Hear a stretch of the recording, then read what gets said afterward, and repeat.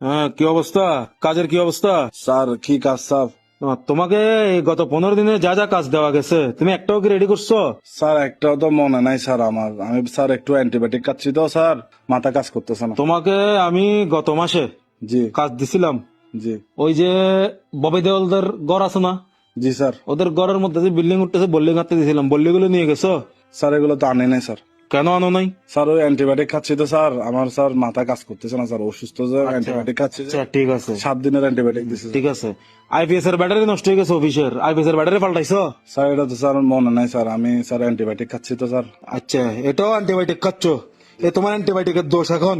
Sir অসুস্থ তো sir, doctor antibiotic দিছে যে 7 দিনের, হ্যাঁ, এগুলো অনেক পাওয়ারফুল স্যার, মাথা ঠিক নেই যে স্যার। আচ্ছা।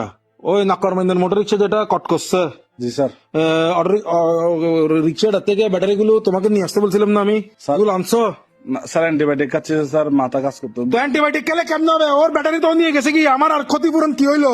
স্যার মানে বুঝেন না স্যার, মাথা কাজ করতেছে না তো, মাথা স্থির থাকতেছে না এই জন্য।